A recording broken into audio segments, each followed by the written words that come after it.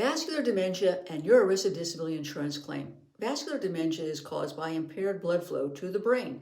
It's the second most common form of dementia. It's also known as vascular cognitive impairment.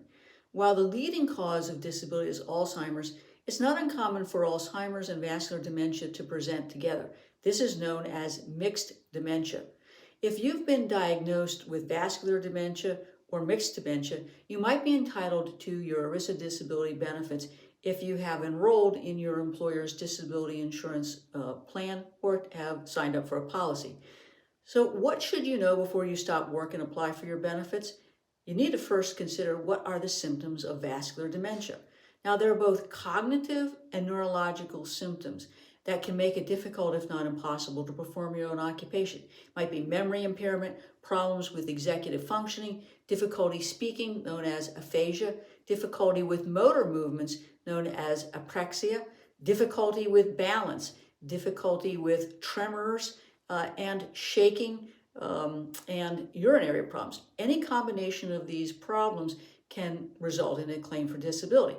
Now, unfortunately, the most common symptoms of vascular dementia are cognitive in nature, and that can make it impossible, if not difficult, to perform the material and substantial duties of your occupation.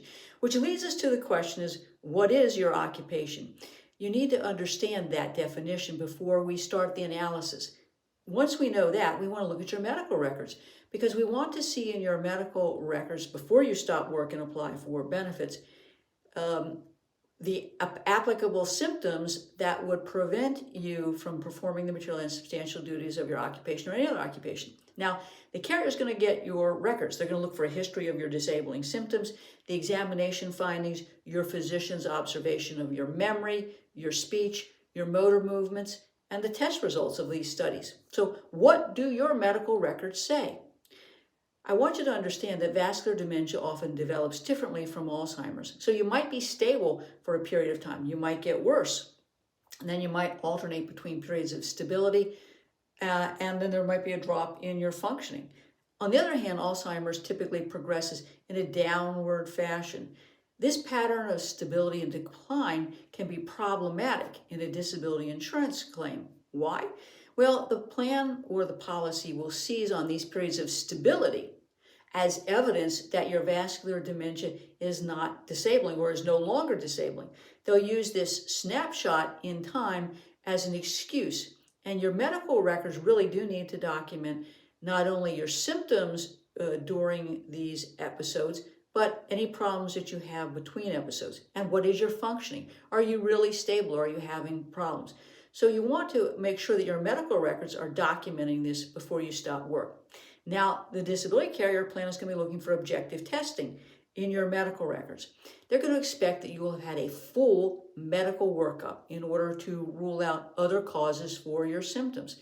This can include a cardiovascular, diabetic, or even a neurological workup. The common workup for vascular dementia will include such things as a CT scan, an MRI scan, a PET scan, and neuropsychological testing. If the carrier doesn't see these things, they're going to question the diagnosis.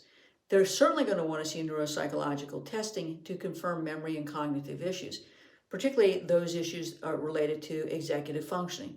I recommend that you have a baseline neuropsychological testing when you first notice that you're having cognitive impairment, and then repeat that testing before you file your claim, because we want to have objective evidence that documents the organic reason for the decline in your cognitive function. Now, carriers and plans are also going to potentially discount the subjective complaints of memory problems without that objective testing. So we want to correlate the scan results with the neuropsychological testing to show that there is an organic correlation between what's seen on scans and your cognitive decline. And it would certainly be helpful if your doctor explains how that cognitive decline impacts your ability to perform your occupational duties. Now, I like to tie it all together with a vocational opinion that explains what your occupational duties were, why the test results confirm from a vocational standpoint why you can't do your own occupation or any other occupation. You've got to tie it up all together in a nice, neat package. I also want to mention that vascular dementia can be caused by a narrowing or complete blockage of the vessels in the brain. It can also be caused by a series of small mini strokes or a big major stroke. While not all strokes lead to dementia, over a third of those who have a stroke will go on to develop dementia within 6 months of the stroke.